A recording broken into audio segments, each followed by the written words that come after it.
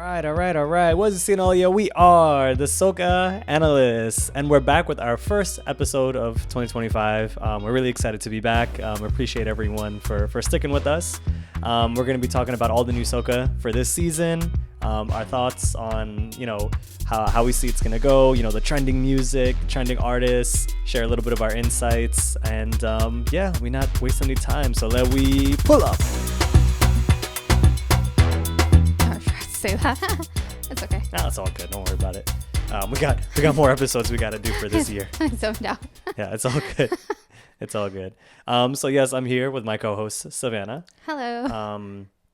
As many as you know, Savanah has been, like myself, a true lover of soca music and Caribbean culture, specifically her Trinidadian culture, and she's been doing Carnival for a while. So we always spend a lot of our spare time talking about soca music and stuff like that. And we're like, hey, we think there's a lot of other people that would share and agree or disagree to a lot of things that we say. So we have a lot of things that we want to talk about. But 2024 was such a blur. It went by very, very quickly. What are your thoughts on how last year's soca music was compared to what we're getting now? Well, it's hard to compare year to year. I think that's something that we're actually now talking a lot about this year, that, you can't really look at 2 years of soca side by side. You can, but it's like apples and oranges. The music evolves, and with that, you kind of have to essentially evolve with it. It's still all soca, it's one genre. But I think, last year's music was really good. There was a lot of standout music. But I think this year we're seeing, a different vibe, a bit of a resurgence, some might call it. I personally, since music started coming out for the 2025 season, have just noticed a lot of different themes, which, we'll get to talking about. But I think the overarching thing that I've noticed with this year is just a very old-timey vibe that it's kind of reminiscent of some earlier years. Well, almost 10 years ago now, but, kind of took me back to like 2014 specifically, with, where the music was a little more, groovy and good vibesy. We haven't really gotten a lot of power right out just yet. So today we're filming, it's the, end of January. So we're about a month away from, the week before Carnival. Because Carnival, as some people may know, it's the first week of March this year. So it's a very long season, which means, there's a lot of time for fetes to be spread out, but also a lot of time for music to be released and to have music build throughout the season. And, some of the songs that were jamming in October of last year when they first released for this coming season, now folks are kind of getting tired of it. And you have the new music still actively being released leading up to, the pinnacle of Carnival. So it's still evolving. But I do see a difference from last year. That's for sure. Not that last year, 2014, wasn't good. 2024. Oh, God. Yeah, 2024. Not that it wasn't good. We got a lot of great music last year. But I have a soft spot for this year so far. I think it's been just a different vibe altogether. Something we haven't heard in soca music in a while. Very like back in time kind of feeling. Yeah, I just want to say, Bungie, I think you could speak on it, right? Bungie has been literally carrying it this whole season. Yeah, he's been carrying it. I mean, he always has. I think he carries it a lot of seasons, one thing that, I really rate Bungie for is he is consistent. And he's been doing this, from the day one. And I think he is someone that really knows how to work a crowd. We always talk about this.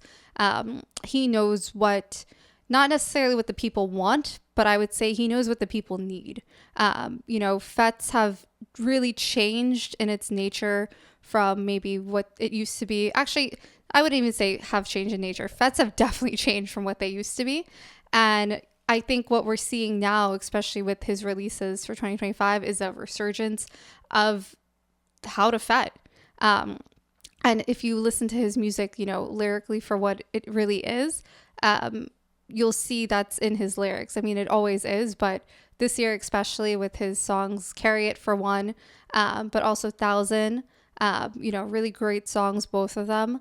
And, I think he, like you said, is literally carrying it when it comes to that kind of, that type of soca. Yeah, 100%. I mean, like, whenever I think of anyone that really just gets people moving and kind of taking them out from this realm of like being really groovy and kind of, standing up and even a little bit like just kind of being vain, I think like Bungie just kind of pulls people away from that. Like, it actually gets them out of this kind of like trance of like, let's just kind of be here and like take photos on our phone and be like cutesy and, showing where we are, to like, oh shit, like let's live in this moment. If there's any artist I think does that the best, it's like definitely Bungie. He really does, like you said, just get people to move, and like you kind of just forget where you are for a moment because he just puts you in that space. And I've seen lots of Bungie performances, but I would say like one of my favorites, my personal favorites, was when we went to Fat Gala, and he had done Carnival Contract, and just seeing him come out, once the minute he touched that stage, like, and that was like primarily like a younger people-ish kind of fed, and just kind of seeing him get everybody, moving and stuff like that, was amazing. Because I feel like, yeah, it's when any event where you kind of have like a lot of young people, it is a little bit harder to like get them more engaged and get them to move. I feel like with older crowds, like they're so used to doing it that way that they're a little bit more open to like participating. So when you like get someone to like really rock a younger crowd, it's like, yo, okay, like, and that's one thing that I think he does really, really well. So, yeah, I think Carry It is going to be one of like the top trending songs for the season, especially for Power. Because, we don't really have, like you said, that many Power songs right now, Yeah.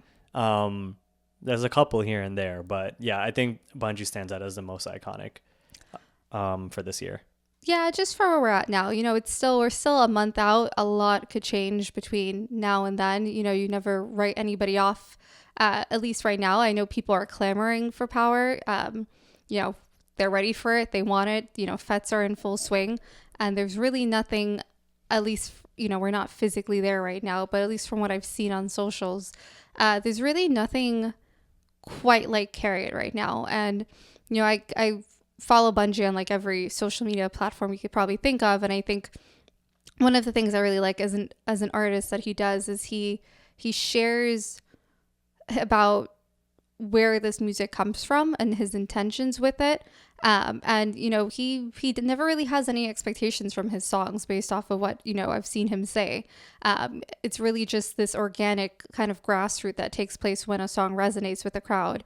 And you've talked about it before with other soca songs that really touch home for certain people, and that's usually the making of what really good road marches have. It's something that resonates with the crowd, even if it's not something that necessarily becomes a road march. Maybe it becomes people's choice, like Savanah Grass did, but it's something that kind of just hits that chord within you, where you may not even be from Trinidad and know what we're singing about and the places we're referencing, but you feel some sort of just power and vibration and spirit from that music. And I think Carry It is definitely, that song this year. A lot of folks coming in from out of town, they won't know all the places he's referencing, throughout the song. And I think that's something really special that he did. He called out a lot of places, the different parts of Trinidad where people are from. And a lot of people flying in may not know or may not have ever heard some of these places, but they're carrying it just the same because there's just something in the way that he moves the crowd and he builds music, yes, but something also just kind of spiritually that takes over. When he sings it and performs it, and you feel that kind of unity, that collective movement with the crowd. And I think that's really special. It's something we haven't really had the opportunity to see with a lot of music. And I think that's something that's very unique and special to soca too.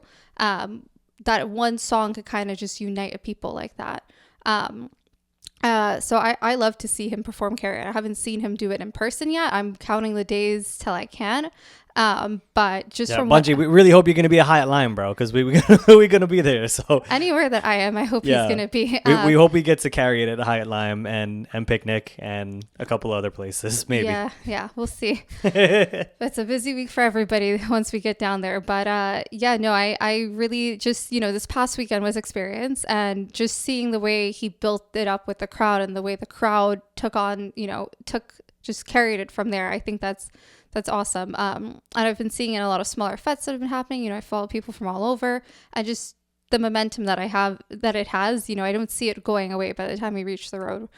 So I think we'll be carrying it all the way to the road for sure. But yeah, I mean, in terms of other power soca, there's stuff out, for sure. There's higher power technically. I don't know if you want to include that in the road march debate, but I've seen some people say that's a contender. And then of course there's Mashal. But I think there's a lot of debate on that. There's some people who called it road march on day one. I don't know if you share that sentiment. I mean, I'll be the first one to say, because I always like to be the villain in the podcast, but I think it's a great song. I think it's exactly what it intended to be. It's a great party song, but I don't necessarily think it will get people. I don't necessarily think it will give people that energy to cross the stage and really be like a stage crossing song. I think it's like a fun song to hear in a Fen. I think it's a fun song to hear on the road, but I just feel like it's missing that element of when you cross the stage. Yeah. I don't know. Yeah, that's what I think. But like you said, Mashal has that what did they call it? The two sides of Mashal Montanos. Oh, Montanos. Remember there was that thing you showed me? Oh, yeah. Like the biblical verse thing. Yo, that shit was hilarious. Yeah, that was actually pretty great. I gotta find it so I could read it to you guys later at the podcast. I think I screenshotted it. Do you have it? I screenshotted it just in case he does win a road march, because I would post it. But yeah, I saw someone on Twitter. I feel like people need to hear that, because when the first time you read that to me, that shit had me laughing so much. Yeah, that was I mean, there's people who really do feel like that. Anything written by Mashal shall be referred to as road march. That's the first line. I gotta read this. Hold on. Ready? A reading from the Book of Montano, chapter 1, verse 1. And it came to pass that all songs written by Mashal upon their release shall be referred to as road march, whether they be good or ill. For there are no other good soca artists but he. He is the alpha and the soca, the beginning and the end, the jump and the wave. And lo, it is forbidden for anyone to speak ill of boy at any time. For those who do shall be condemned to never receive a wine again. Bro. Yep. So, yep. There is people there that think that is the road march song for this year. And, it definitely has a vibe to it. I think that is, it has, it's a fun, fat song. Is it something that everybody wants to hear on the road? Probably not. But, he has his Montano following that, people will, hear it and call it road march on day one. But we'll see. It's still a long season to go. Still got a month left, and it could build. If it's played well in parties, it could catch on for sure. It's had less time out there than Carry It, that's for sure. So, maybe it'll rival it. Maybe he'll drop something else. You never know with Mashal. Yeah, I think there's one thing we know about Mashal. He does kind of have this history of dropping his road march songs closer to that week of Carnival. Yeah. I think Soca Kingdom was most notably that. Everyone had kind of dropped their heavy hitting road march songs, and then he just came and took it by storm. So yeah, I always think Mashal is great when it comes to expecting the unexpected. And that's one thing I will say I will always really value about Mashal, not just as an artist but also as a performer. I think he is always trying to push the boundaries. He will not necessarily give you the same set all the time. There are some things where if you've seen Mashal perform a lot, that you kind of know what's coming sometimes, but he'll always try to throw in something that you didn't expect. Yeah. And that's one thing I really respect about him. But to just go back to your point about the music in general, I do think this year, I'm seeing that a lot of artists are really trying to like pay homage to culture and tradition, which I think is really, really important. Because I know last year when we were doing our podcast, we were talking a lot about how we kind of felt like the music and the culture was pivoting in ways where we kind of felt like we were losing ourselves and the true essence of what it is. Mm-hmm. And I think in this like this post-COVID world, it definitely does take time, at least a couple of years, for people to reconnect with what the main elements of road and mass and culture and rebellion and tradition are. Um, and I think we're seeing that a lot in reflected in the music that's coming out. I think, you know, when I see songs like Carry It, that's just one, but also seeing Teja, you know, coming out with his song like Rhythm with Kutain, and just having these elements of highlighting like Afro-Caribbean and Indo-Caribbean culture. And I think that's always something I talk about in a lot of past podcasts, where like we don't really see that unity like amongst cultures anymore. And I'm like really happy that, you know, artists like him are incorporating that into their music, into the instruments of the music, into the visuals. Mashal is quite possibly going for now his Chutney Soca Monarch title with his song with Drupati. And Lady Lava. And Lady Lava, yeah, which I'm actually like, I'm for it. You know what I mean? Like, I'm just happy to just see them making Soca and Chutney again. Yeah, this is a good season for that. You know, there was the Mashal and the Lady Lava and the Drupati that dropped, which I think took everybody out of the left side. And the next thing you know, we find out he's going to compete in the Chutney Monarch semis, which is awesome, you know. Let him collect his last ring, his last power up. But I think what's also awesome too is, you know, he's not the only one doing it. You know, sometimes you'll have one artist kind of do a pivot and do something that's kind of standalone, like last year with Mashal and Calypso Monarch. But I think what's really awesome is it's not just him. It's, you know, everybody's kind of, well, not everybody, but, you know, you see that shift happening with, you know, Young Brother and Ravi B. Who would have even thought? I think that's something that's, you know, really awesome.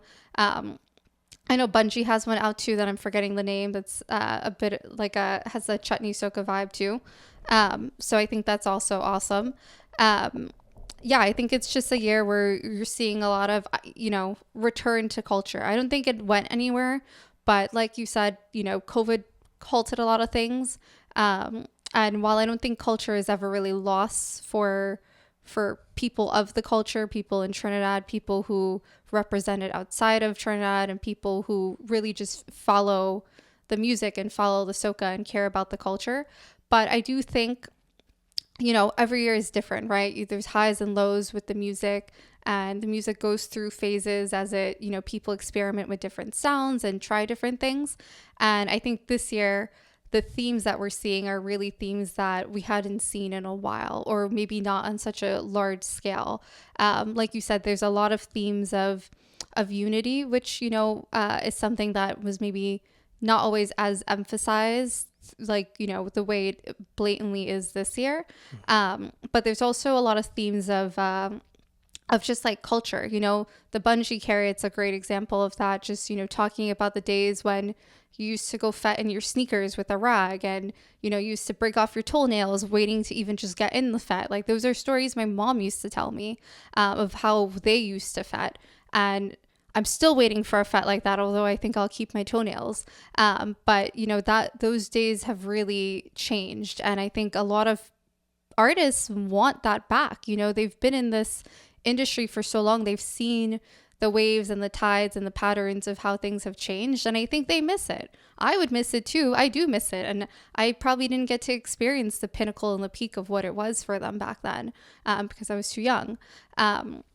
So I'm really excited for where it's going this year, and I love the themes of not just culture but patriotism that we're seeing. Rhythm's a great example. Tasia and Kutain are having a great season, and I'm really happy for them because they write such beautiful you know, songs, and the way that it's portrayed, like the rhythm music video. You know, Jell and I were talking just 2 days ago, and, you know, I told him with no shame, I was like, I cried, I bawled when I watched that music video. And then he said the same thing, you know, just because it's something that, unity aside, it really shows how particularly for the youths, you know, how important it is to have culture instilled in you, because it could save your life. It could change your life. You know, when you feel a rhythm inside of you, it's important for you to chase after that. And a lot of people maybe don't get that encouragement, especially when you're young and, you know, you're being encouraged to do other things. You may not be able to pursue your passions, or, you know,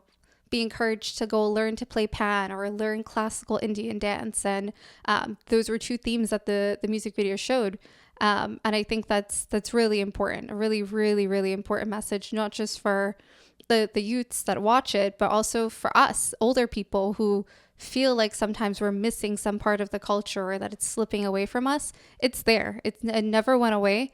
And I think, you know, their message is really important, that if you feel it and you care about it, that you just have to go after it, you know, feel the rhythm and take it back. That's one really good one. And then even Nadia Batson has a song out together. She talks about, you know, people telling her to leave Trinidad and she doesn't want to leave. Why would she leave? It's home. And I think those notes of patriotism and culture are just, you know, really standing out to me in the music this year. And I love that. I think it's what we need, especially with everything that's going on globally right now. You know, it's just important to remember that, you know, it's not always, the grass isn't always greener on the other side, and we have a lot to be proud of and a lot to want to celebrate, or that we should celebrate, and also recognize and lift up. Yeah, wow. Like super well said. I think it's such an important point about like culture is always there. It's just if we feel it, we bring it to the forefront, right? So yeah, that's definitely something I'm noticing. More artists highlighting the culture and bringing it forward, which is awesome. And I think it's exactly what we should be doing right now. One of the things I want to note too is that I noticed that this year, like a lot more productions are just like utilizing like live band and instruments more, which, as many of you know, like I'm always a huge fan of. I think that there is something so magical about when you hear soca music and when you hear soca artists backed by live bands, and I don't think we really give them enough credit. I think, you know, like a lot of the musicians in Trinidad deserve like a huge round of applause, and they really just take the music to another level, you know. And like some of my favorite bands in Trinidad obviously are like, aside from like Marshall and the Monk Band and Cass the band, some of the other bands in Trinidad, like, you know, 18 bands, right? That's always backing Patrice and like a lot of the other artists. They like hold it down so much, you know? And obviously some of the other bands as well. Like there's the all female band like Sass Nation that, you know, did Nadia's art form virtual show during COVID. And then I was on YouTube the other day and I found Evolution, the band, which I'm sure like a lot of local Trinidadians will know. But being based in New York, it was actually my first time hearing them. And I was absolutely blown away by their talents. Not only are they like the youngest live band in Trinidad and Tobago, but they did a 2024 Soca mix all live where they just performed all the hits from last year. 100% live. It's on YouTube.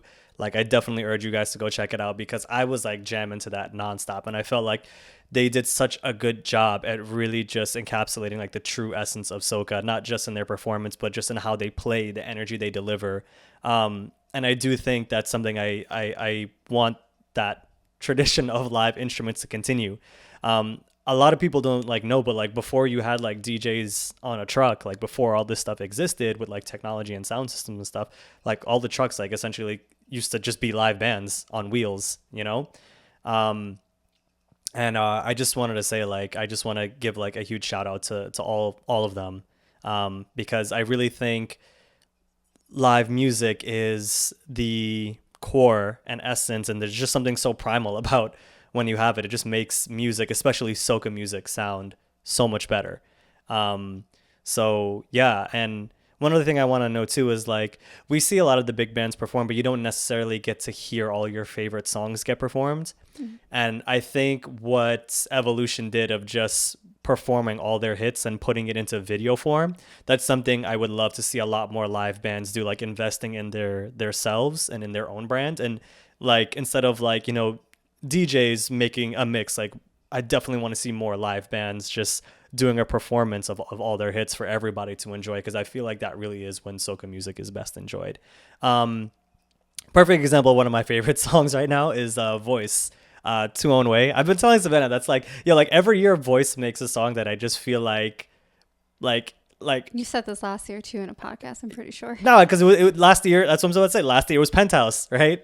And this year, I'm like, oh yeah, like it's definitely Two Own Way. Like, I don't want, when I go to a fit, I don't want anybody telling me what to do. I just want to do my own thing, Yep.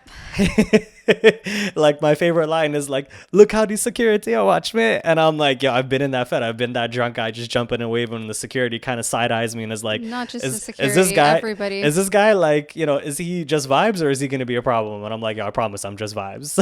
Maybe a problem once in a while. No, never. Okay. Okay, never. Only thing is I get kind of hungry. I end up having to leave and go get food and come back. Yeah, it's happened a few times.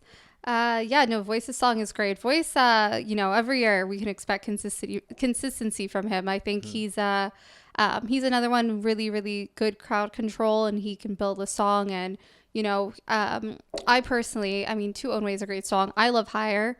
I think that's just another song again that kind of Higher is such a good song, like so ridiculously good. I love that song. The way, again, similar to like what we were saying before, just another song that kind of pays homage to that back in the day kind of vibe and fet culture. And I think that song definitely does it. It can move a crowd. It could wake the dead for sure. Like it's just, it has a power and a spirit to it that you don't even need to be in the mood to party, and it'll make you in the mood to move, just because it takes over. So that one's really great. But, it's Voice. I think, he's definitely proven himself as someone that's going to have something every year.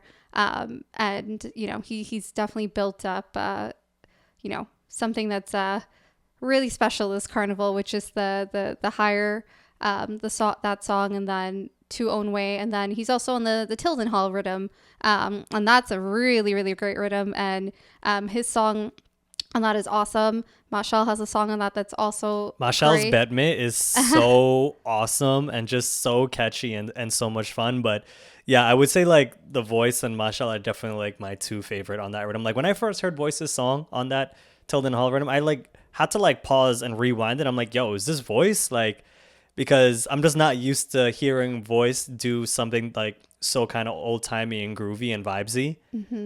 But he absolutely killed it. Like he was like perfect for that song, perfect on that rhythm. Like I had to like double check that it was him, because I genuinely felt like I was like transported back in time when I heard that song. Yeah, it's one of those songs that definitely, it's meant to take you back in time, right? Like that Docha song too by Lyrical on it. I mean, that's fun, but it's just it's another one that just pays, homage to just the way that culture, has kind of grown up. But Tilden Hall was a very real place. Your friend Brandon was in town and he was like, my dad loves that song because that's where they used to go party. And I was like, yeah, trust me, I know. Stories from our parents, and when we listen to it and we like feel what I'm sure our parents felt back then, but it's even more special for our parents because it's very real for them. It takes them back to their days. So I think that's a very special rhythm. And again, just another whole rhythm that plays into the theme of what we've been talking about, that the music this year is it's special. It's special. I saw someone say, we're entering another golden age of soca, and I would really like to believe that, because I think there is definitely a lot of gems out there right now. Some might say it's hard to pin down how many, good songs are out there. Some say it's too much. Some say it's not enough yet. But, I think the ones that are out really have just captured culture and home and spirit and vibes in a way that we haven't seen in a while. Yeah, no, 100%. I think there's definitely a great amount of good music out there. Like one of my favorite mixes, I think, does it really well. It's like that I heard earlier was Travis World's mix. I think it's his Soca top up mix, and he actually just released a part 2 or second version of it that's more updated with some of the more recent songs that have come out. But It's good. As we were listening on the way here. Yeah, no, it's a great mix. Like Travis World absolutely crushed it this year with his Soca top up mixes. It had all the great music and the pacing of it was perfect and it just kept you jamming and it kept you moving and I think he transitioned between songs really well and it was great. 100%. But yeah, like I would definitely say if you guys want to hear like a lot of the music that's out right now to definitely check out Travis World's mixes because that will definitely get you up to speed.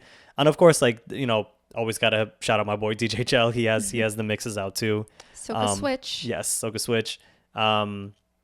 So definitely check it out because that will get you acclimated to a lot of the new music. But just to give you guys, I guess, like some insight as to what the trending songs are right now and what we think is really good. And like Sab, you can just like let me know what you think too because I can't remember all of them.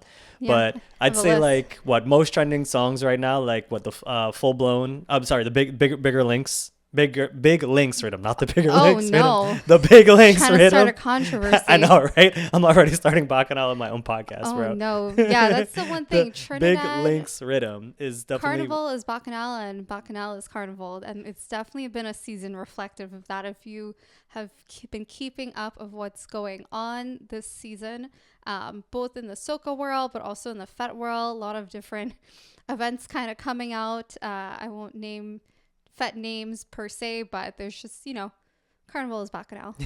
Carnival's. I love how we started with like, let's name some of the trending songs, and it just immediately went to Bacchanal. But it's true, Carnival is Bacchanal, bro. That shit does be happening. Like, you can't stop it. It's not Carnival without it. It's not Carnival without it. But yeah, so the big links rhythm, not to be confused with the bigger links. Yes, which we'll get into a little bit of info about that. But first, let's start with the music. Yeah. So Big Links Rhythm, yeah, for sure. That's been out for a while now.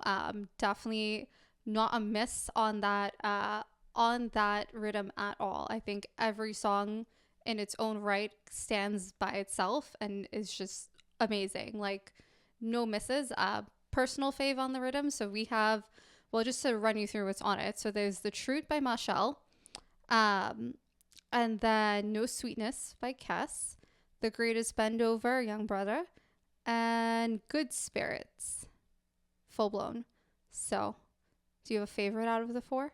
I would say my favorite, or like the one that I find myself singing the most, is probably the Full Blown, Good Spirits. I do think like that it's so awesome that a song like that exists that could be so catchy and so fun, like you could still party to it, and it's still such a positive song. Like usually in music, like it's very hard to sell positivity, and I think Full Blown absolutely crushed it in terms of like creating a song that like can get people to still whine and jam and dance, or you could just be that one drunk guy in a party who just spreads his arms and just sings "I in a good spirit," like that one dude that's always in a good mood and just happy to be out and about.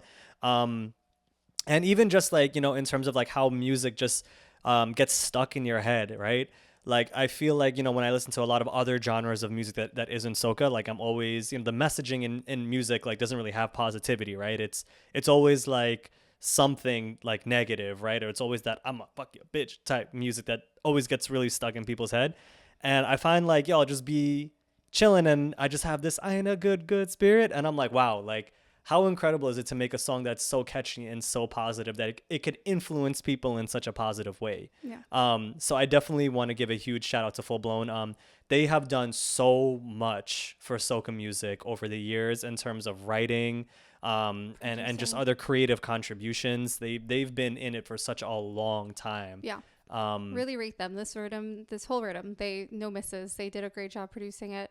I think, I think to what you were saying, I think it's super unique to soca that you find a music that is so just overarchingly positive and uplifting, right? And I think that's something that no other genre in the world could really say that they do. Unless you're really counting gospel music, I guess. But just from like a perspective, as you were saying, something that makes you want to move and feel good, and it's catchy and you can dance to it, but it also just gets stuck in your head. That's definitely soca music, right? And I think another observation about this year is we've kind of started, not that it's wrong to have music about this because it's just our culture, right? But we've kind of moved a little more into that feel good music where you don't have to overtly be singing about taking a wine or jamming a gal or anything like that. You know, it's a little more covert this year. In the messaging and the lyrics in some of these songs. And I really love that because, you know, sometimes you just want a song that you can wake up and play. And, you know, I don't want to wind up on somebody at 9 a.m. when I'm getting up for work. But what I do want to listen to is something that will put me in a good spirit for the day while I'm on my way to work. And that's, you know, that is the perfect song for that. So I think that's something that soca music does really well. But I think that's also just another observation for this year that the music too, there's a little more variety to, you know, the messaging and the songs that are being put out there. But do love a good song to wine and jam also. No, of course. And I feel like on that rhythm, there's a lot of different songs that have different purposes, right? I feel like Full Blown like has that feel good soca song.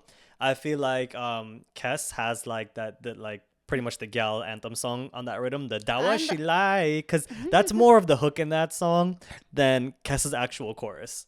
You know what I mean? And I just feel like whenever I'm scrolling on social media, like whenever girls like post photos and stuff like that, like it's just that's the part that they put. It's the Dawa She Like and no sweetness. Yeah, no sweetness. So I think and the greatest bend over, of course. Yeah. Yes, we cannot leave out because Full Blown is my favorite, but the most trending on the Big Links rhythm for sure, I would say, is Young Bretta. With the greatest band over. Yeah, like I don't think a lot of people expected Young Bretta to make such a gosh, when that song blew up, people was like, you know, who would have thought he'd have the biggest groovy of the year? It's a plot twist, you know. It came out of left side, nobody was expecting it, but we're not saying no to it either.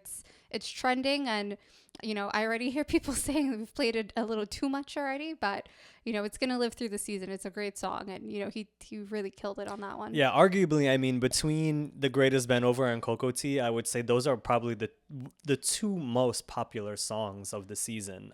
In terms of groovy music, it's just everywhere you go that's being played. And one of the things that I really admire about Young Bretta is that he's able to show his like versatility as an artist. Because, you know, for me, you know, I first came across Young Bretta like when he was, you know, obviously doing his shows on YouTube. You know what I mean? And, you know, watching him like just like sing chutney music and watching him go viral from that. And then from there, hearing like his kind of like more, I guess, I don't know what you would call like, I guess his Zest music and stuff like that. And that's where I kind of knew him from, right? So I didn't really keep up with too much of that side of him and that music of his artistry because I'm just like not a huge fan of that.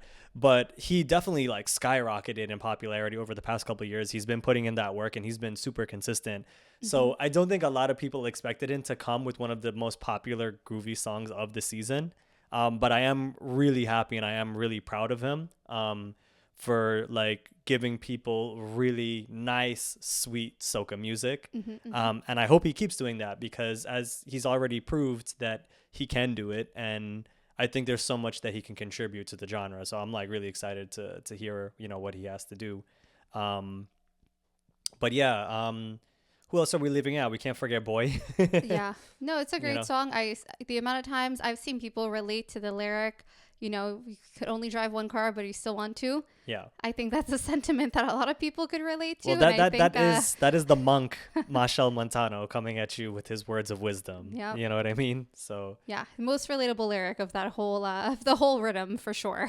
Yeah. So yeah, I think, that's a great song. I think when it first came out, that was a lot of people's favorite song. And then the Good Spirits one took over. And now I think, you know, there's no misses on that rhythm at all. So yeah, definitely, you know, but it's been out for a while. So it's had some time to build and I think it's going to keep its momentum through the rest of the season. But there's other stuff out too that's bubbling. Some rhythms still being released, a lot of singles being released. So, yeah. One note, because you know it's always nice to just have a little bit of Bacchanal inside the podcast. But talk about Eskimo. There's that too. But in terms of Good Spirit, was there something someone said on Trini Twitter? Oh no, people were just saying in general. I don't know. I haven't figured out or uncovered the full truth of it yet. So Yeah, honestly, I don't think we will. But if anybody does know the story, it's always fun to share, or not. But there was a rumor going around that Good Spirits was written about someone or someone's. I don't know who it's aimed at. Irregardless, I'm not going to let it ruin what the song is because it's a phenomenal song.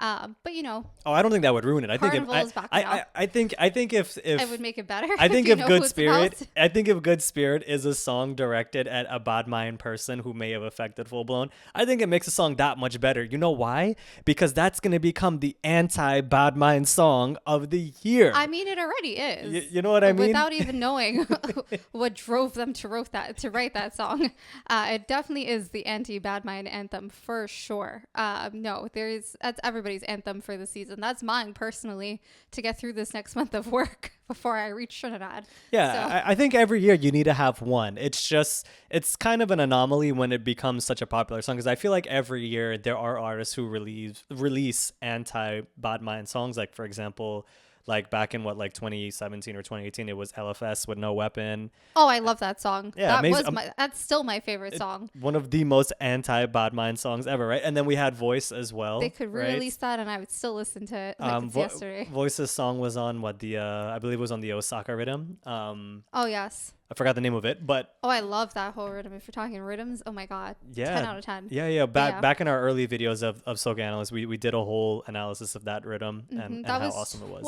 2019, and that was Alive and Well. Yes, Alive and Well. There we go. There we go. Because Voice was just always battling bad mind, bro. It was like it was like he was like a Power Ranger just fighting off like evil villains left and right. Yeah, no, he had a lot of a lot of his songs were just again that same theme, uplifting, cheers to life, year for love. He was really the the proponent against bad mind for a long time. Oh yeah. Now he's doing things his own way. Yeah. Literally two own way, bro. I love it. Voice has another song out though that pays homage to was it Shadow? That's Higher. Higher. Yeah. Yes. Yeah. Yeah. Voice has another song I'll call Higher in case you guys don't know. We talked about it earlier. Did we? Or did you? I did. You spoke about it. Where it's like wave it. Oh, Yeah. Seeing the videos of that though is like incredible. That's also one of my favorite songs this year too. And I think Voice is I saw a post on Trini Twitter that said Voice is kind of like the new Iwer in a sense, or this generation's Iwer, where he's that the artist to get the younger generation more involved in moving and everything like that, getting them to jump, getting them to wave and everything. And I could totally see it. And I don't like to say that artists are the new version of an artist that already exists, because I don't think that's necessarily the case. But I do definitely see where there's similarities and things that overlap.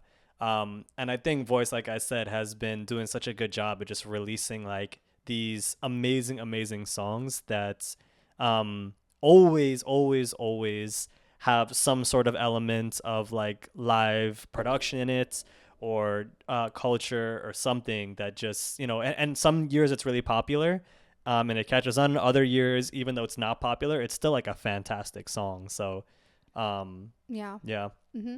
No, I'm actually reading the comments now for the Higher video, because it's another well done visualizer this year. It was but yeah, no, it's just the archival footage that he pulled together, hearing the voice of the mighty Shadow in that interlude in the song Higher. It's just, again, just another, that same theme we were talking about for this year. It just pulls you back into times when FET was a lot different from what it is now. And like I said, I think pulling that, paying tribute to Shadow in the song and just incorporating it into his very modern song Higher, just really tied together the old and the new so beautifully, in a way exactly like you said. It's a way to educate the younger generation and bring them into what was, but also still move forward in an innovative way. So yeah, really rate him for that song. Definitely one of my favorites for the season. Yeah, absolutely. Nah, voice is killing it. Mm-hmm. But yeah, so in terms of most popular rhythm, I would say yes, the Big Links rhythm is there.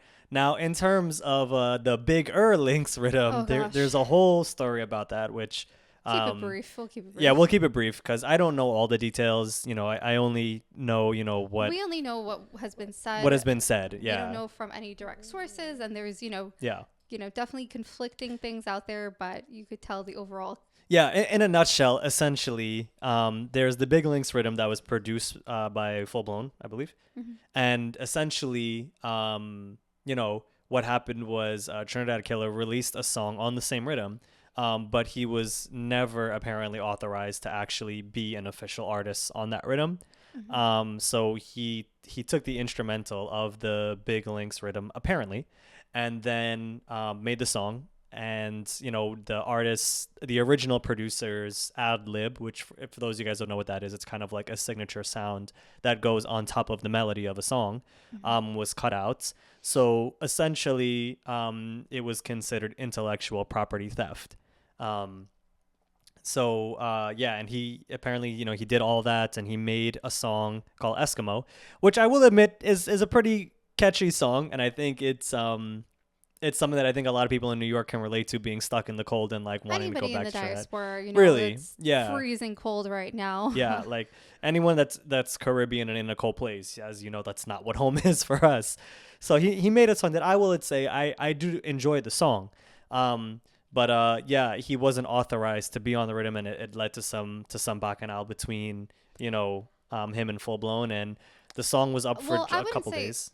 it's definitely Bacchanal. I don't know that Full Blown Entertainment. So it was produced by Full Blown Entertainment, but the record label it was distributed by was Monk Music. Oh, So yep, that makes sense. there was the double whammy of it's Full Blown Entertainment and Monk Music. And for those of you who don't know Monk Music, that is Marshall Montano. So, that's definitely controversial. I don't know the full story, but he hopped on the rhythm, dropped the song, I think on YouTube first, maybe made its way to Instagram or vice versa, SoundCloud possibly.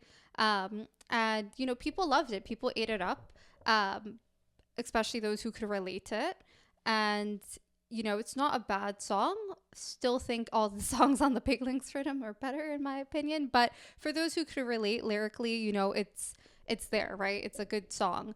It's not a bad song, but the way that it was dropped was, less than ideal.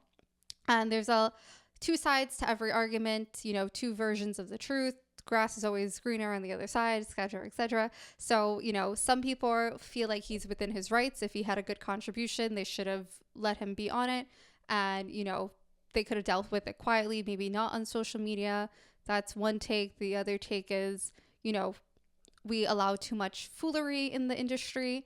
And by we, I don't mean we, but just in general, people allow too much foolery in the industry. So, nobody should condone what he did and rate the song or listen to it and be promoting it and sharing it, because it's just encouraging people to do the same thing over and over again. And that's disrespectful to, the people who produced it and distributed it. So a lot of people found it, disrespectful of him to drop that song, disrespectful to Full Blown, disrespectful to Marshall, and just bad business in general. And I kind of have to agree with that stance. There's a lot of politics in that world that I don't pretend to know anything about, but I just think probably could have been dealt with in a better way, maybe not so publicly.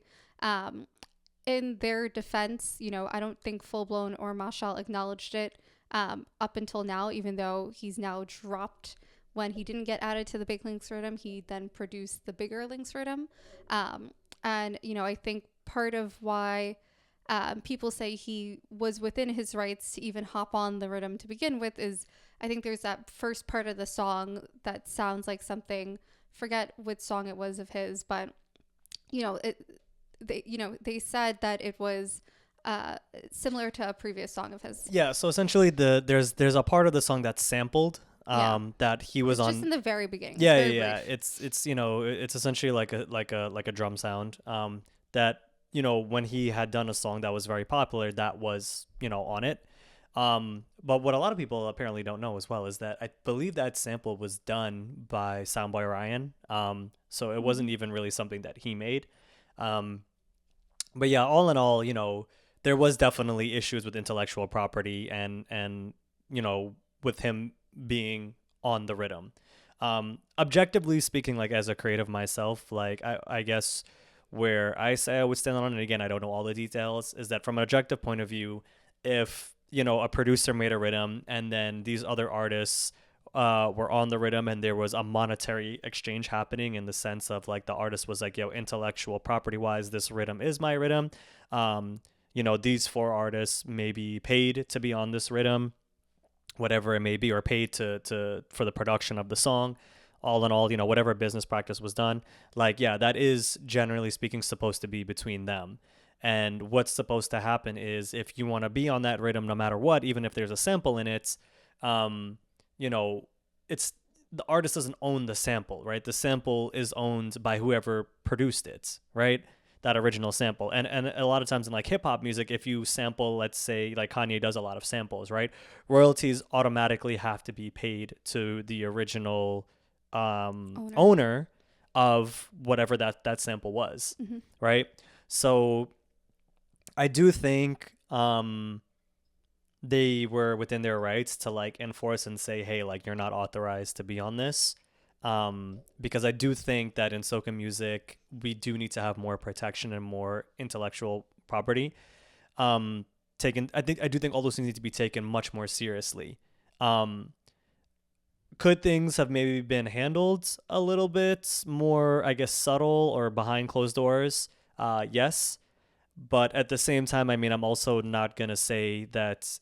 I don't think anything was handled like overtly. Yeah, terribly because when I think because- about it, I'm like, if it was hip hop, like everybody would be like, oh yeah, bro, like you're not allowed to do that, and it would just be very like you would be getting lawsuits like for like Rihanna sued a girl for like selling T-shirts with like a photo of her face on it. She sued her for like 30 million. It was like or 3 million something, like it was some ridiculous number. Yeah. But and everybody was just like, oh well, you're not supposed to do that. Well, I and, think the argument a lot of people took that defended him said, we do it all the time, right? People do it all the time, but I don't know if those people actually know what goes on behind those scenes. It's easy to say we do it all the time. We see a lot of Caribbean music, that gets made, rhythms and different things, they do incorporate samples of other people or past music or whatever it may be. But a lot of people said, we do it all the time, so it's okay. At the end of the day, I don't think Full Blown or Marshall really publicly acknowledged or said anything about it. I think they were handling their business behind the scenes.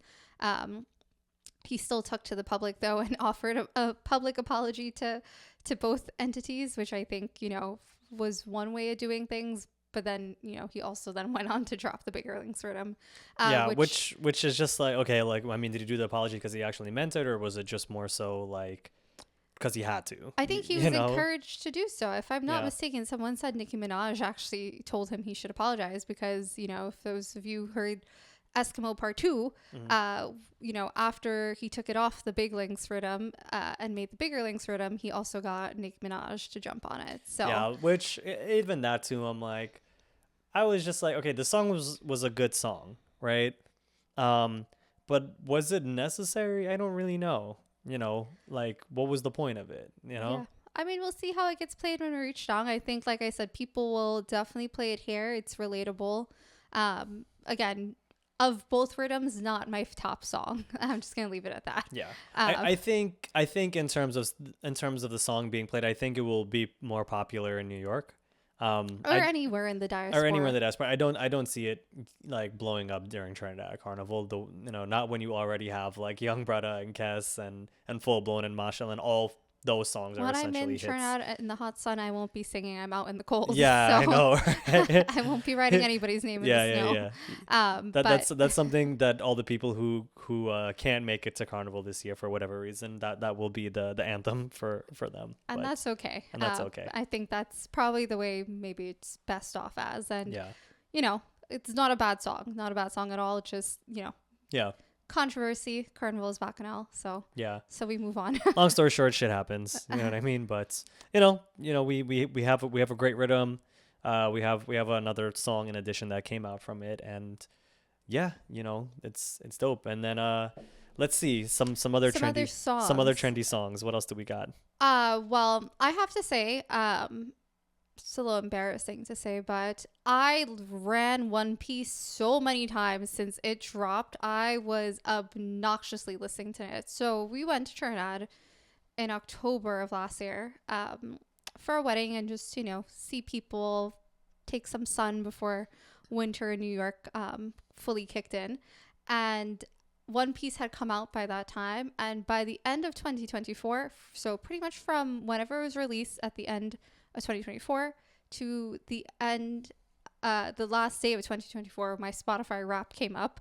That was my most played song of the year. Just in the few months that One Piece came out, it became my most listened to song of the year. So if that's not an indication of how good that song is, I don't know what else to tell people. But I love that song. Don't know how it's getting played, fet wise right now, but I think it's great. I can't wait to hear it in a party. But I really love that song, and that's GBM and Tano. And just speaking about people who are having a great season, I think both of them are, especially Tano. Have to give him his flowers for just, dominating the top 10 chart this season so far, and even before the season really, kicked into full gear. He's really been one of the most consistent producers right now. If not actually the most consistent producer right now, not even one of the most consistent. So yeah, that song definitely was on my it was number one on my most played list, and it's still on my top 10 for sure. Yeah, definitely. I just want to give like a huge shout out to GBM Neutron, because Neutron has been one of the most consistent and talented artists in soca music. Like, he's made so many hit songs, and he's so multifaceted in terms of being writer, producer, and artist. Mm-hmm. But I will definitely say, in these last couple years, like, yeah, Neutron has been killing it. One Piece is such an incredible song, and I think it's definitely one of the most popular songs of the season.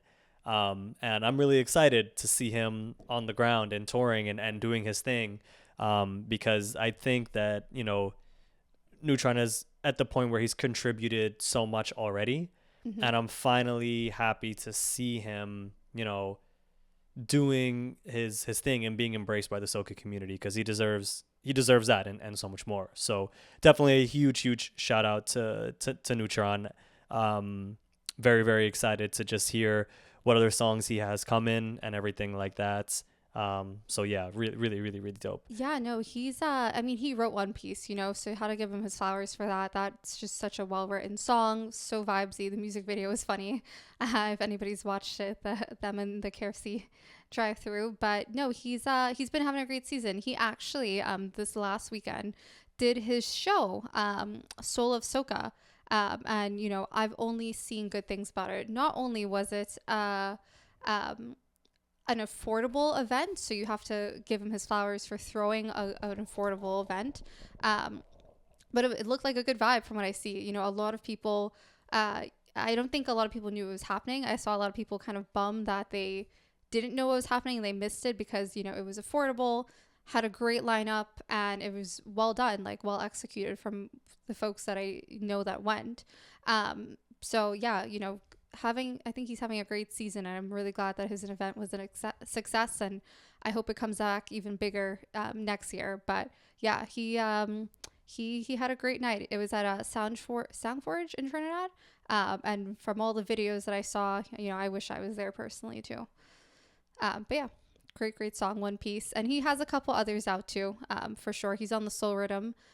He's also on my favorite rhythm right now, and probably for the rest of the season, and that is the Soca, the Heroes Rhythm, and that's another one produced by Tano. GBM's on it, as well as Kutane and Kess. Yep, and I honestly, not a single miss on that rhythm either. It's a small rhythm, just 3 people, but not a single miss. Each song on that rhythm I could listen to back to back for hours, and I have been for like the last 2 weeks probably. And every week I think my favorite song on it changes, which just goes to show how good they are. Jamtown is definitely my favorite. The video dropped this past week.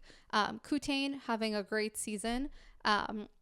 He also popped out at GBM's Fat last weekend, or his show last weekend, and hit everybody with some powerful vocals. I wish I was there in person to see, but it sounded, from what I saw, amazing.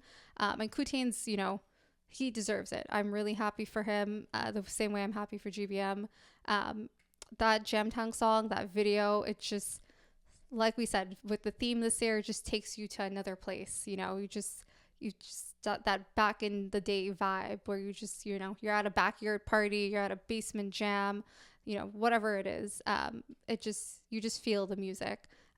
Love that song. The cast is also phenomenal. Classic cast, not a miss. And the GBM actually this week, Jamtown is my number one on that rhythm for sure, for sure. But the GBM grew on me this past week and it's been stuck in my head. So just 10 out of 10 all around. Yeah, no, I definitely have to say, like, Jamtown is an incredible, incredible song. From the moment I first heard it, I was like, yo, this 100% has a vibe. And, huge obvious shout out to Tano and Kutain. But I just want to give like a big shout out to just this generation of just younger artists who are really making that push of just taking soca music and giving it this very modern, vibesy sound. I think that, whenever artists try to take soca into another direction of, sounding more modern, we always run that risk of making it sound too electronic, and it's very hard to balance. But I have to say, like, producers like Tano and artists like Kutain, Tasia, Jimmy October, Calpi, like a lot of these younger artists do such an incredible job at just making soca music have more of a modern kind of boho tropical sound while still maintaining all the elements of culture and without losing anything crucial. And I think it's really, really hard to do that. And I just want to say like a huge shout out to those guys for sure. Because they really do an incredible job. And I do think like the future of soca music because of them is in very good hands. And I'm just super excited to see how they kind of keep trying to push soca to another level and how to adapt it not just to a different audience, but also to like the next generation. So yeah, I'm super proud of them. Yeah. And, he's, they're another, set that really similar to what we were saying with Voice and Shadow in that song Higher, just paying homage appropriately to where all of this came from, the roots, right? So even in Jamtown, you might catch it. And if you watch some behind the scenes that Kutain did, just talking about the writing process that they went through for that song and lyrically where some of these things came from. There's a Nelson reference and there's a Stalin reference in there. If you listen to that old back in the day music, you'll pick it up, but it's just so subtly added that's why when you listen to it, it almost feels like you're transported back into those times because it's there. It's embedded in the lyrics and the music and in what they're writing. And I think it's just really, really creative on their part and really, really masterfully done. They deserve all their flowers this season. I'm really happy that they're all having such a good season because it's not without years of effort, that's for sure. And I'm looking forward to hearing all of it live very soon. Yeah, likewise. Me too. Yeah, and then, in terms of other popular songs, of course, we have Kes with Coco T. Yes. That was, between that and The Greatest Band Over, I think those two, like I said, are the two most popular songs. And I got to say, like, it is definitely a phenomenal song. And I want to give, like, a huge shout out to Kes, too, because I know that's, similar to kind of like what Kutain and Jimmy October and Calpi are doing. I realized in the past couple of years, Kes has also been moving in this direction of kind of like this tropical boho house kind of sound for soca music. And I think Coco T is definitely one of those songs that has a huge potential to blow up in a global market, not just only in the Caribbean, but I do think it has the potential for crossover. And aside from that as well, it's just such a fun, catchy song. Like I saw a joke online that said, "Yo, it have more men in a party screaming this house she named than the girls." Yeah. It's just catchy. There's so many remixes and refixes and whatever you want to call it out there right now for that song because it's been out for a while. But but it's just catchy. It's just got that formula. We're talking about that hello formula, or, earlier this week, and it has all the elements, right, of just being so catchy, and it's living through the season. I think people are gonna beat that song down for this season, and rightfully so. It's a great song. We saw him at Kesmas in New York before. He performed it 3 times that night, so I got my fix. And sweet vocals as always, and the song is just one of those songs that it's a perfect groovy, good for a little wine at a party with with someone else. And I think that's exactly what it's going to be for the rest of the season. So definitely great Kes song. But he has a couple things out. He's on a couple rhythms. Like we said, he's on the Heroes rhythm, which is a great song. I think that song definitely is reminiscent of some other Kes songs of, I Need My Medicine. It just reminds me of a Kes, back in like maybe 2016, 2017. So I really love that song. And he's got a couple other ones out, a couple new ones. I haven't really taken in all of them. I don't know what you have. He just dropped one yesterday, right? He dropped one called Pressure. Pressure, right. Which, again, more of that kind of that tropical house EDM kind of soca sound to it. And it has a vibe. In my opinion, I think there's some issues with like the production. I feel like his vocals are a little drowned out. But maybe, once people start to play it in a fed, maybe that can be fixed with like some EQing or something. I don't really know. I would like to hear your guys' thoughts on it. But in terms of a song, when I first heard it, I was like, "Yo, is this song written for Nyla?" But it turns out Kes wrote it himself. Because I think that would have been pretty dope. I would have actually liked to hear Kes and Nyla both on that track, because we already know from Baila Mami and Timeless that they sound incredible together. Yeah. So who knows, maybe there'll be a remix or something, but long story short, it just goes to say like that, like, yeah, Kes is still actively dropping songs for the season. And he has a couple other, songs out in general, but his big signature, I think, for this year is definitely Coco Tea. And yeah, I'm just excited to see what else he's gonna bring for this year. I know he's doing Tuesday on the Rocks again in the Savanah. So that will be interesting. We'll see how that goes. Is it the Savannah? I believe so. No, or it's not in the South again. No, it's not in the South. I think it's in the Savannah. Okay. I haven't really been keeping up. Yeah. We're flying that day. We're flying in that day. So still getting my bearings together for the season. Yeah.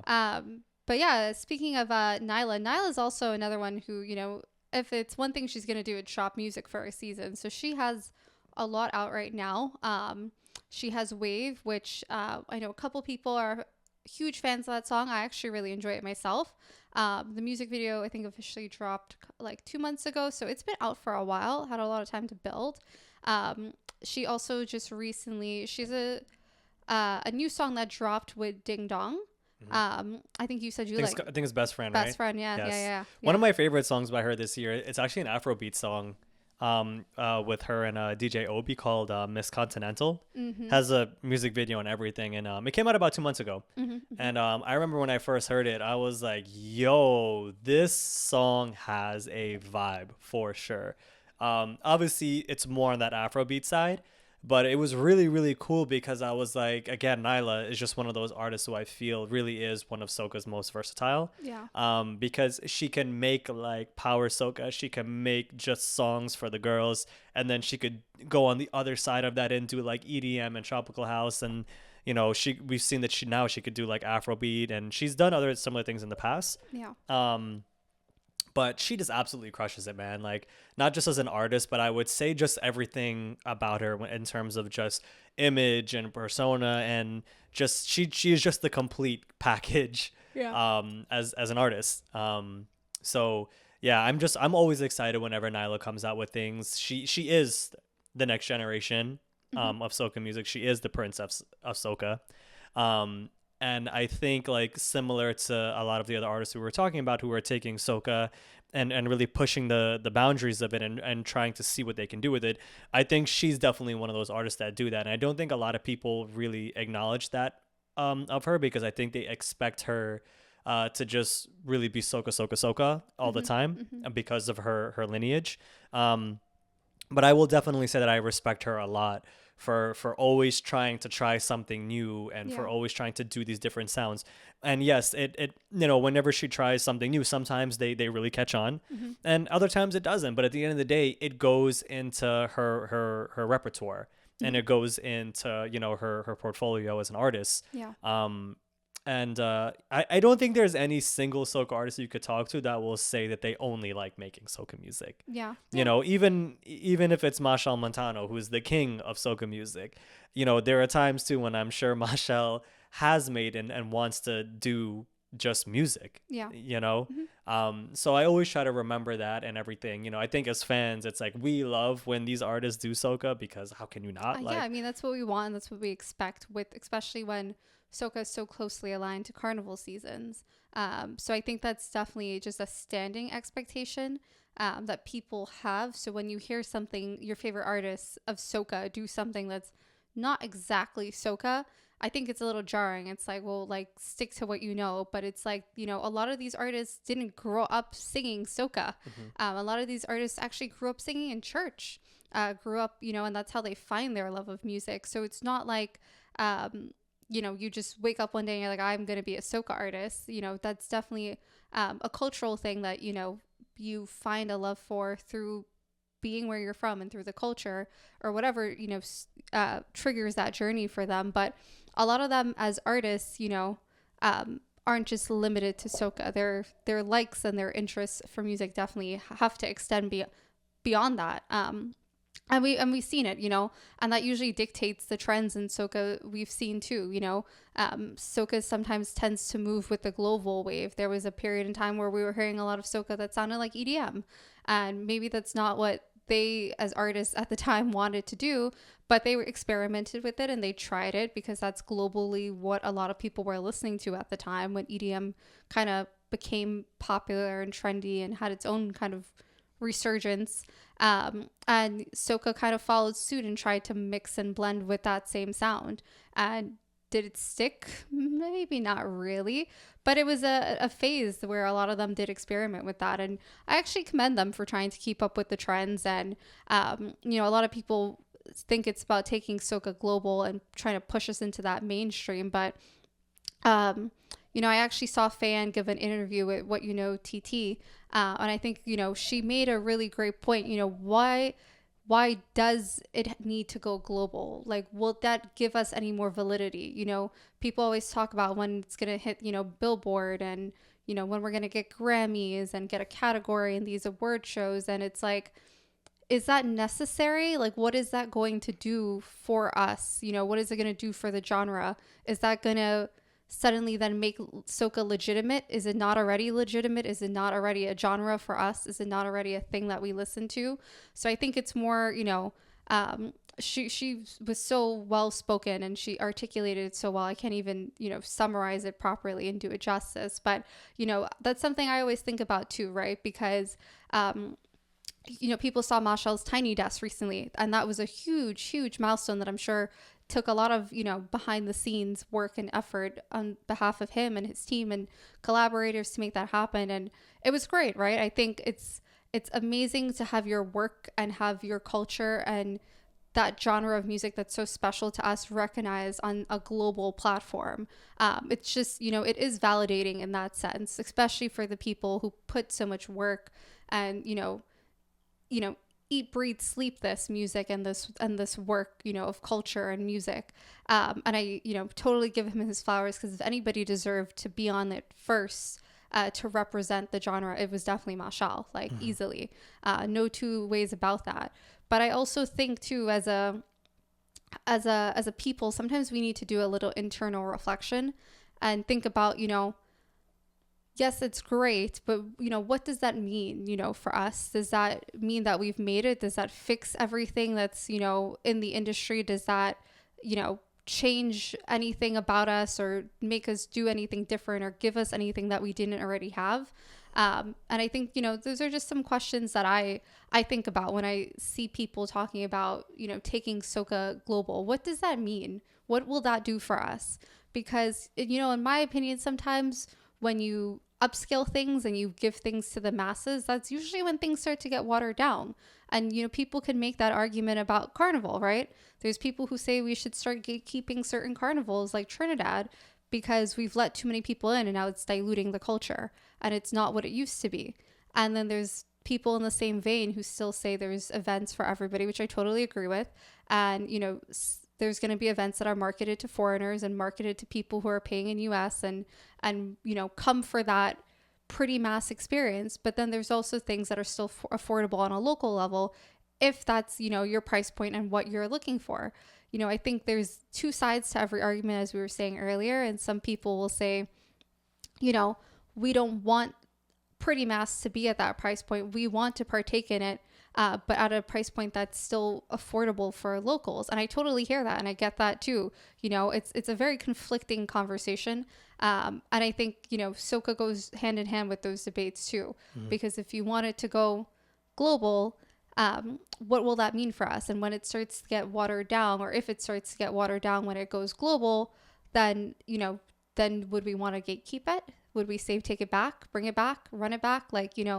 It's just something I think about when I, as much as I love to see a win for the culture and I love to see us recognized on a global platform because it is deserved. I also wonder, the long-term ramifications of that if we were to blow up, right? And I honestly don't think we will, just speaking truthfully, not because we're not great and we're awesome and our artists don't deserve it. I just think, what's wrong with what we have now, and why can't we hone that and love that, year round on our own as countries in the Caribbean, as, descendants of the Caribbean and folks in the diaspora living abroad, why can't we just make it our own and keep it our own and have that be enough and have that be great as it is? So, definitely a lot to unpack there with that. But I think that's just my thoughts on it. But, for anybody who's interested on like actual experts on the subject matter, Fan Lines, I always rate her just for, what she is as an artist and what she's done, behind the scenes. She doesn't even talk about it a lot, but she does a lot of work behind the scenes and has tried to do a lot behind the scenes. And she is definitely well versed on the subject matter, more so than I would ever be.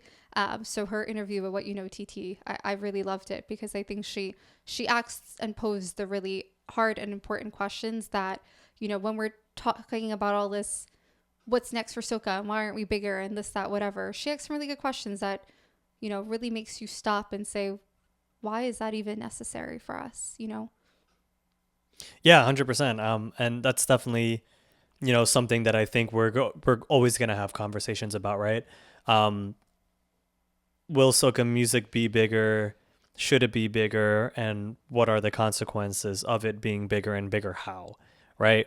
And again, I think that's why I still rate like a lot of the artists that I brought up before, because they showed you that you can still make soca music that's a little bit more modern and vibesy and has crossover potential, but it's okay if it doesn't. You know what I mean? I think when it comes to soca music, how I would like to see it approached, and I don't know if it's practical or not, I would still like to think it is that we should be making music for Caribbean people first and foremost. And if songs cross over, great. But I think we lose something when we try to forego making music for, our own people and for our own culture. And the goal is to have it only crossover. Because then if every artist does that, then we lose a big part of the carnival and the culture.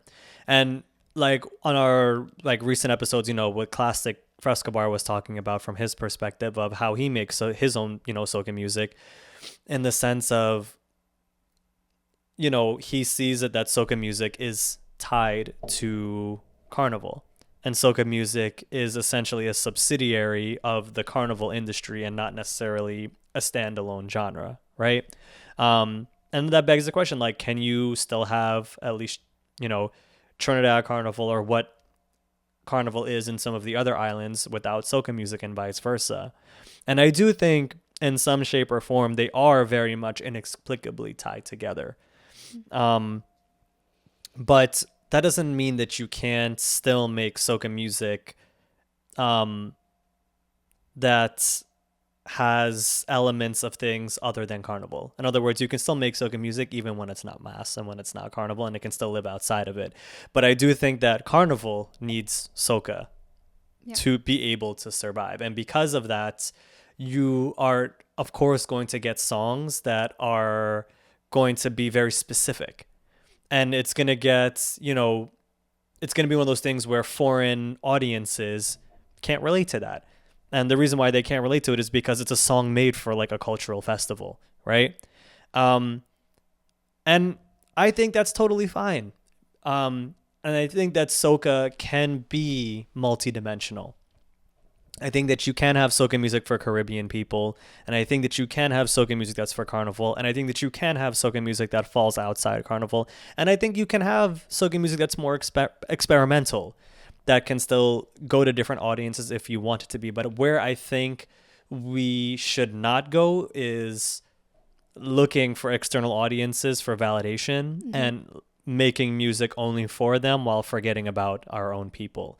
And for lack of a better terms, what is that? It's kind of just selling out, right? And we can't have that happen. Yeah. I don't think it's going to happen though, because I do think there's more people that love our culture internally in the Caribbean, than people who just want to water it down. I do think there's enough people who love it to let it happen. Yeah. From an artist perspective, I could see why they want their music to go global, right? I could see why they want to have these things, because when you see how other genres are, and you kind of see the level of success that you can reach, whether it's financially or whether it's image or whether, whatever it may be, connections, this, that, when, at the end of the day, it's like, America dominates the world still as number one in terms of pop culture, right?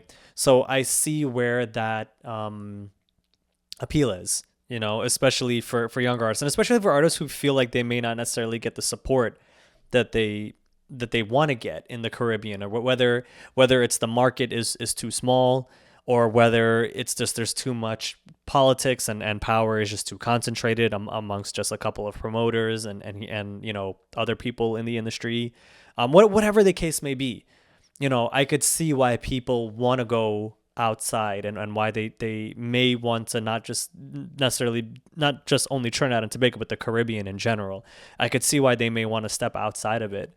I do think what needs to be done to stop people from wanting to look for validation outside is we just have to do what we say that we always should be doing, which is we have to invest in our own and build our own infrastructure, right? We have to continue, like, on a legal standpoint, to really take, copyright laws and intellectual property like very seriously, the same way that hip hop does and all these other industries do, when it comes to, who owns what and who's allowed to do what. Like, there needs to be a lot of structure, right? I think from an artist standpoint and promoter standpoint, like, promoters need to invest in the artist more, like create, right, events where it can be a win-win for everybody, for all parties involved, for your vendors, for your artists, for that you're delivering the best experience you can to the people that are attending, right? I do think that there is enough money in it to keep it alive and well, and keep it going, and do something that where everyone can win. That's not always the case, because we don't always see that happening. But I think as time goes on, and as each generation keeps learning from the last, like, we have to try to share the wealth a little bit more amongst the people that are involved in it, and not just kind of hoard it just at the top. I think in terms of consumers, like us as people who consume music, like, we have to be more supportive of the artists, right? We have to, like, stream music more. We have to demand certain things that we want to have in soca more, be more vocal about it, right? And we also have to remember to have empathy, right? We have to remember that artists are people, and we shouldn't always be so quick to judge, and we have to really, really do our best to separate artists as artists and artists as people, because I think only in doing that can you really, really let artists exist in this space and perform for us and entertain for us and create music for us in a way where they feel comfortable to do it. Because there are some artists who just feel so dejected and they have so much talent to share where they could be looking at us as consumers of the music and being like, well, if I make this, people aren't even going to like it. So like, what's even the point? Right? Like they may feel pressure to just make something they think will sell over something that is just genuinely amazing music. Right. So I think there's a lot. I think there's a lot to unpack. And I know the argument is you can say that about any industry. I get it. But soca is such a unique genre of music because we have so much more control over it than people actually give themselves credit for. We as consumers have so much more control over soca music than a lot of other genres. And the barriers to entry are so low. And artists are listening. Artists are always listening to what we want. You know, they're always listening to feedback. I do think that there is so much that we can do, and we are more powerful when we come together and we support our artists. And I think that our network as Caribbean people is this kind of small bubble, and we can use that to our advantage because everybody knows everybody, you know? So I just definitely, all of that to say, I just definitely want to see more collaboration. I want to see more collaboration and more support and just more infrastructure built around the industry. Because I think once we have those things in place, we won't want to look outside anymore because we're going to feel fulfilled where we are, you know?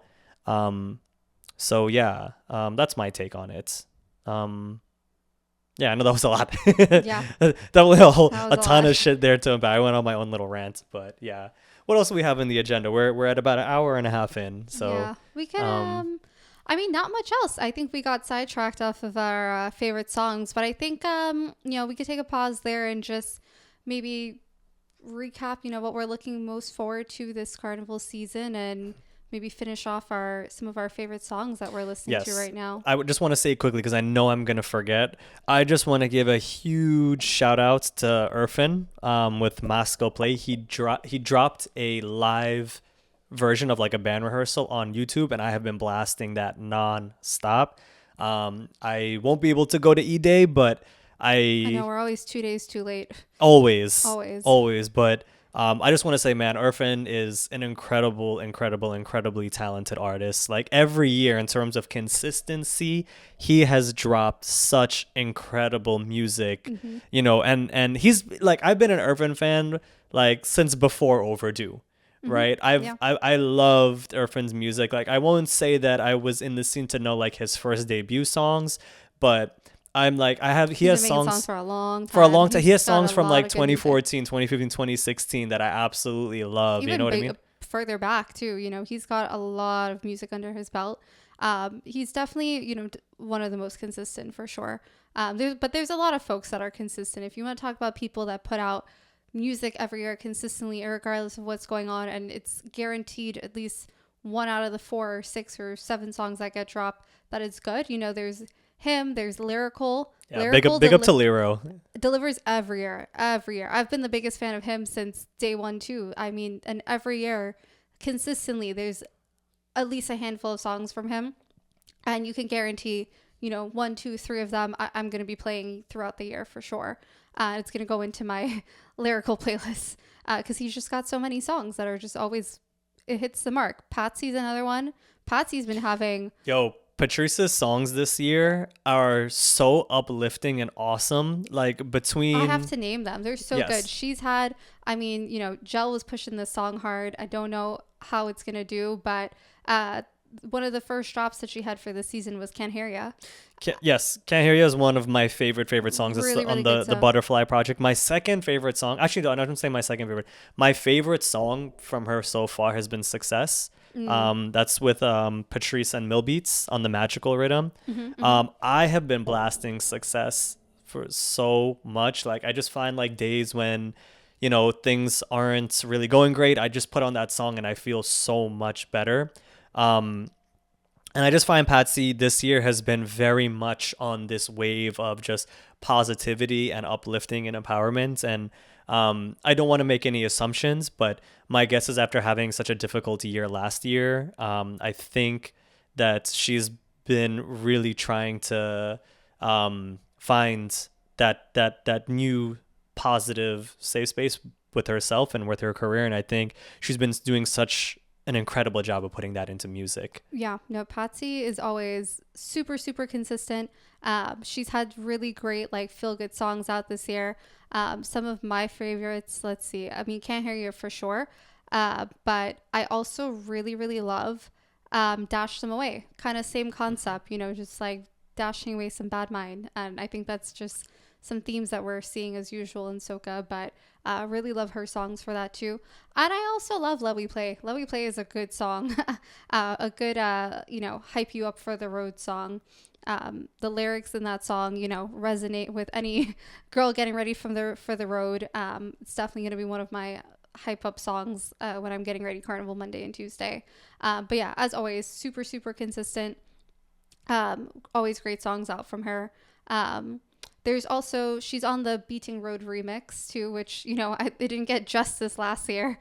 That's for sure. So I'm hoping someone plays it in a party this year. But yeah, no, she's having a great season. Definitely another consistent year for her. Anybody else we've missed? Yeah. I do love Pretty Blaze Fire. I definitely want to hear it though backed by a live band, because I think that's when you're really going to get like the full effect of that song. I've seen the videos of it backed. It's really, really, really, really, really just sounds great. It sounds amazing, Pretty right? always kills it. Yeah. Nah, pretty really, he took me by surprise with that one.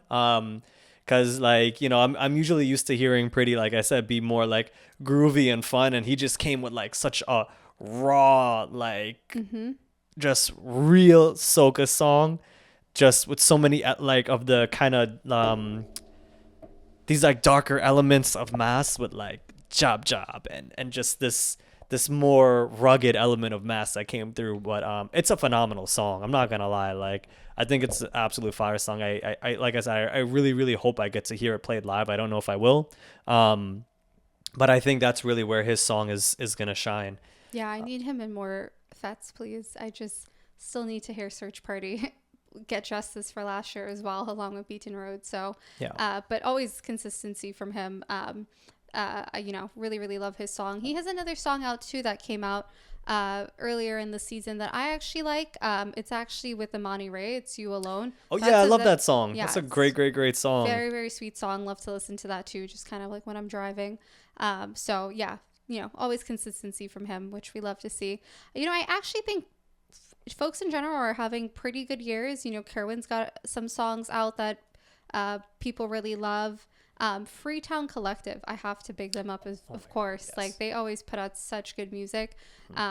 Wish I could take in one of their shows sometime soon. But again, with those themes of just like, you know, patriotism and home and like that back in the day feeling, or that feeling of nostalgia essentially for the place that you call home. Take Me Home is just that song. You know, right up there with Rhythm with Tasia and Kutain, and Together by Nadia Batson. Like, those three songs just for me, like, you know, it's not a jump up in a party song for sure, you know, but it's definitely one of those songs, you know, when I'm feeling a little homesick because we're not quite ready to go to Trinidad yet, and I put them on, you know, those are the songs that kind of come to mind, that really just kind of calm you down and, you know, make you kind of reflect and be grateful to come from where you come from. I think the Freetown song is like so catchy, and I think Freetown every year, they've been making music for a long time, but I think like, yeah, like similar to Taja and Kutain and Jimmy October and Calpi, I think they are kind of like in their own league as well, where they can make like very vibesy soca, but they have also been doing that as very positive, uplifting music for such a long time. And they can make songs with like more of like this kind of tropical boho feel to it. But Freetown, man, they are just an incredible music group, like definitely one of Trinidad's finest groups. They are just so refined in what they do, and their music and their artistry, and you can just feel the soul and the emotion and everything that they do. You know, Muhammad is absolutely incredible. Amazing artists, and I don't think anybody could ever say anything ill about Freetown. Definitely not. They're amazing, and they are cultural ambassadors for sure. It's amazing what they do. Yeah. We Um, got good music out from everybody this year. Can't forget Farmer Nappy. oh, Uncle Farmer! Yeah. He has a what was the song?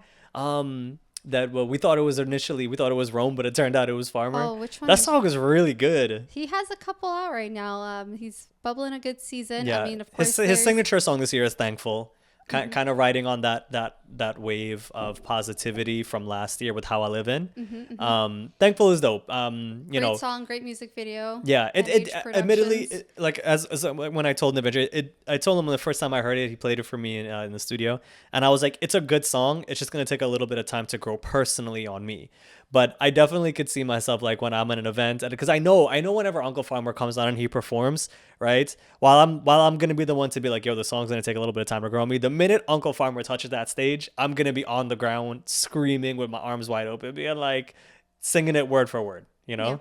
Yeah. No. Always great music from Farmer for sure. I think, there's something good from everybody this year, which I think is kind of an anomaly. Sometimes there's years where there's only like one or two standout songs, and we definitely have those so far. We talked about Bungie a lot, and Tasia, and all of the rhythm songs that are out. But I think there's a lot of good songs out just across the board right now, from all the artists. And we still have a month left to go. So with that in mind, I guess, what would you say you're most looking forward to? For this year, oh man, aside from just actually touching down and reaching Trinidad, that's like the thing that I'm looking forward to the most. But I would say in terms of Trinidad Carnival in general and just Soca for this year, primarily Trini Soca, because I'm still waiting to see what the other islands are going to make.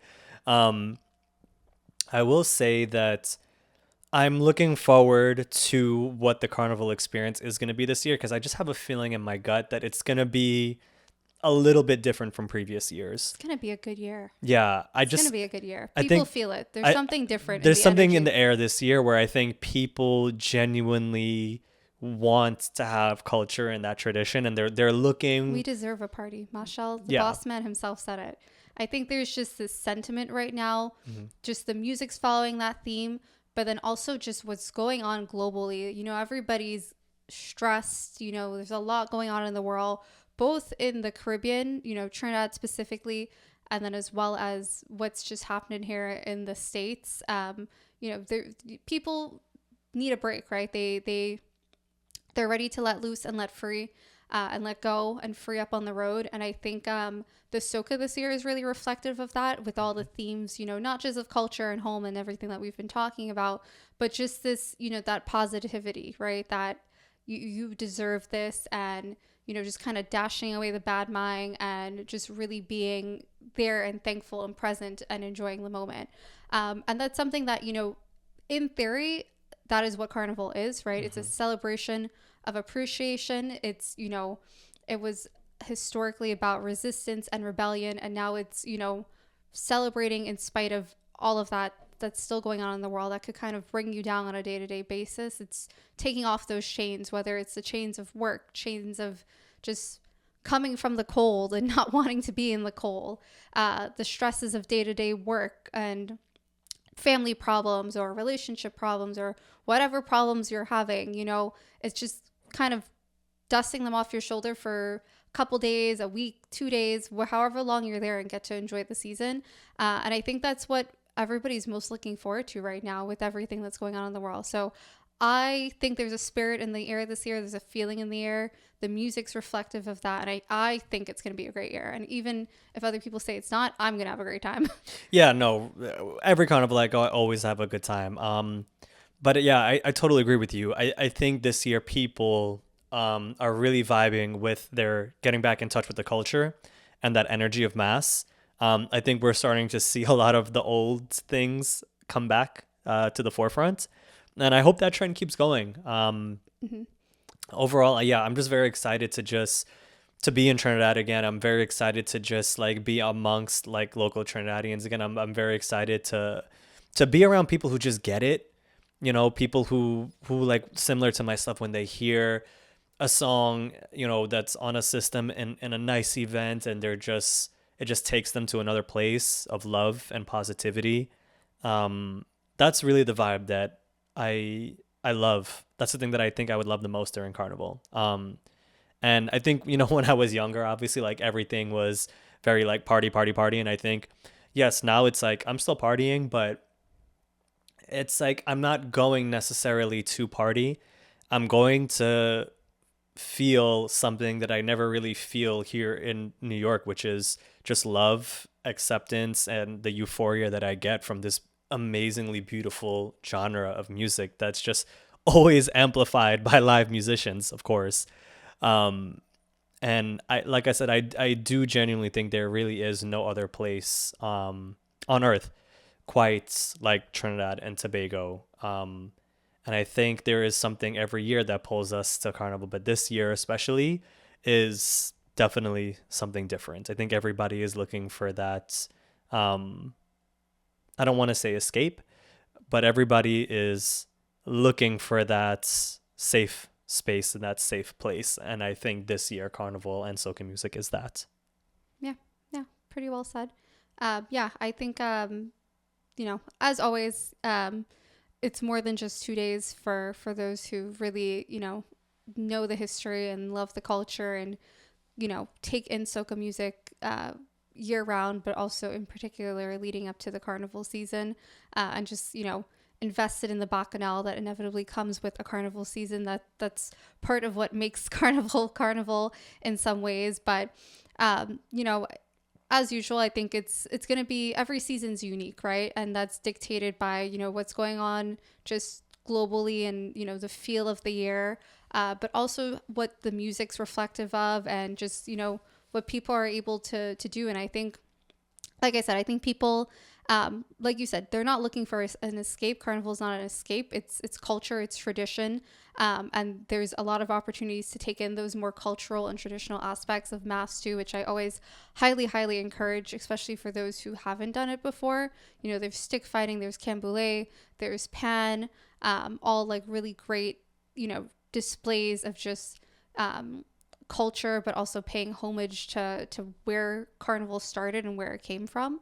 And I'm excited to take in some of those experiences, as I always am, just to remember, it just grounds me, especially amidst so many different varieties of fetting and party experiences these days.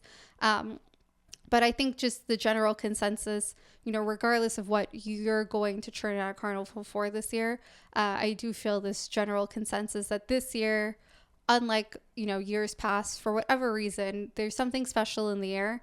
And I'm just looking forward to being home, seeing familiar faces, going to familiar places, and, all the things that you look for when you return back to, a place that you do consider home in some way. And then, of course, being on the road is always a phenomenal time. Can't wait to hear all of our favorite songs that we've been through so far on a big truck, because there's really nothing quite like it other than a live band. So we're counting the days. There's still a long way to go. We still are about a little over a month out. So maybe we'll do another roundup before we depart, because I have a feeling the season's just picking up and it's not slowing down. We didn't even get into, some of the fets and things to still come on our radar, and what we'll be doing once we get there. So TBD on that. But yeah, so far that's Soca 2025 for you. Yeah. There was definitely a lot. Definitely a lot that we spoke about, and a lot more to come. But I think that's pretty much it from us. We're very excited to hear what your thoughts are on the soca that has come out so far for the 2025 season. Please let us know in the comments. As always, thank you guys so much for listening. And feel free to let us know if there's anything particular you'd like us to talk about. I'm always excited to hear from the Caribbean community, the soca community.